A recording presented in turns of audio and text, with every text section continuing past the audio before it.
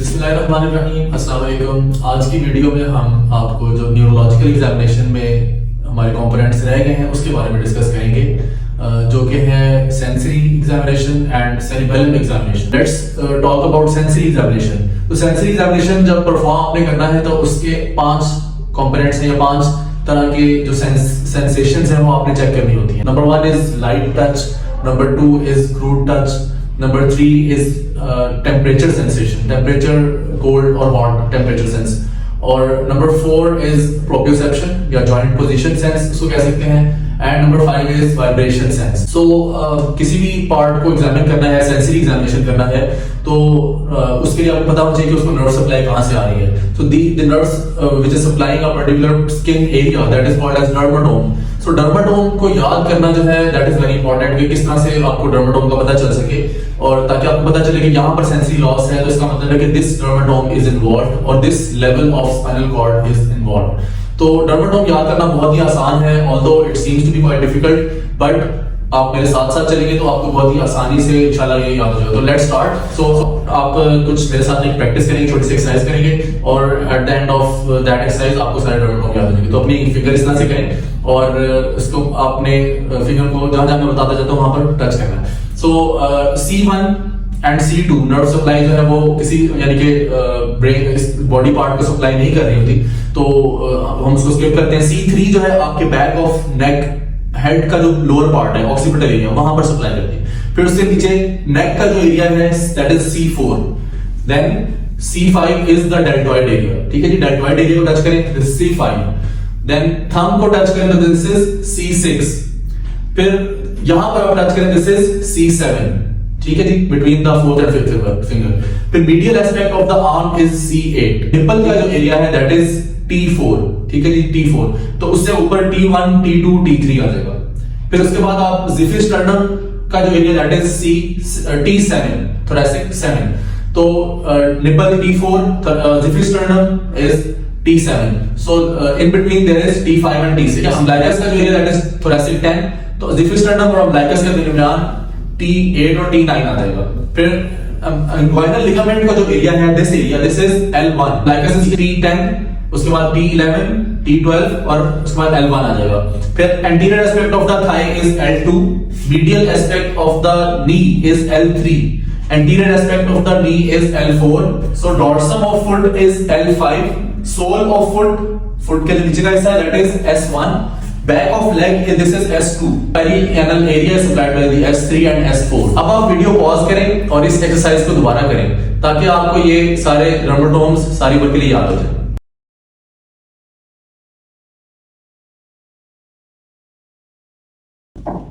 Sensory examination आपको perform करके दिखाते हैं कि आपको किस तरह परफॉर्म करना है। क्रूड टच के लिए हमारे पास ये 2 नीडल्स हैं, टूथपिक भी यूज कर सकते हैं आप। तो उसके लिए आपने ये करना है कि पहले एक गाइडलाइन देने के लिए इनको बताना है, फोरहेड के ऊपर या स्टर्नम के ऊपर आप उनको बताएं कि ये महसूस हो रहा है जी, ठीक है। ऐसा ही आपने बताना है कि पाँव में महसूस हो रहा है या नहीं, ठीक है, महसूस हो रहा है जी, अब महसूस हो रहा है।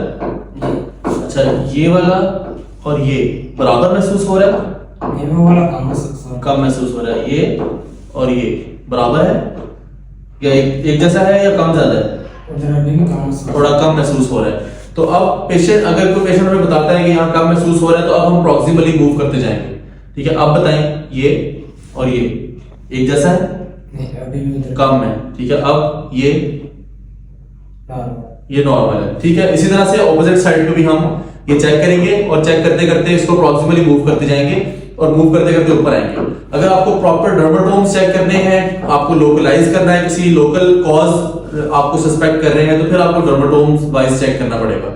इसके साथ साथ अब हम इसके दूसरा तरीका ये भी हो सकता है कि आप आईज क्लोज करवा लें, आंखें बंद करें। अब आप बताएं कहां पर टच किया है, कौन से पाँव में, ठीक है, उंगली आप जो है ना वो इधर वाली उंगली या ये वाली उंगली खड़ी कर दीजिएगा जिस पाँव में टच हो। अब कहां टच किया है, इसमें, ठीक है। अच्छा, ये और ये दोनों एक साथ बराबर महसूस हो रहा है,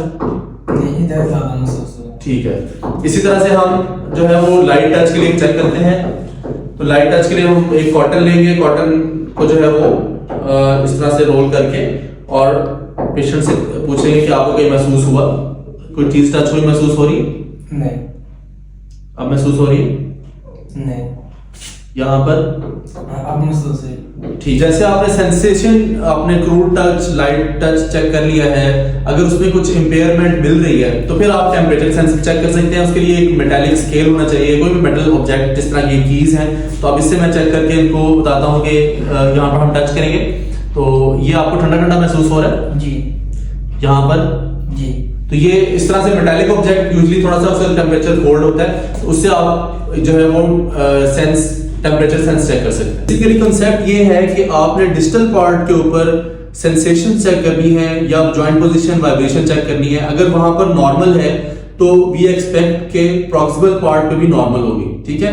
तो इसी तरह हम जॉइंट पोजीशन चेक करने के लिए आपको डिमॉन्स्ट्रेट करते हैं कि ये एक जो है वो बिग टो है, इसका जॉइंट के ऊपर हमने सेंसेशन चेक करनी है।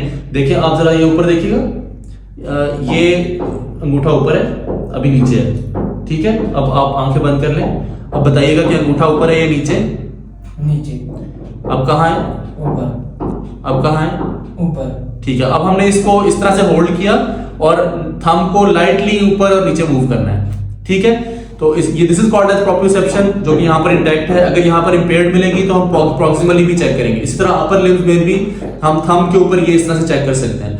और वाइब्रेशन चेक करने के लिए, फॉर एग्जांपल ये ट्यूनिंग फॉर्क है, आपने इसको स्ट्राइक किया और ये वाइब्रेट कर रहा है, तो इसको भी आपने पहले इनको फोरहेड या स्टर्नम के ऊपर रख के दिखा, वाइब्रेशन सेंस फील हो रही है, तो उसके बाद आपने इसी तरह से वाइब्रेशन यहाँ चेक करनी है।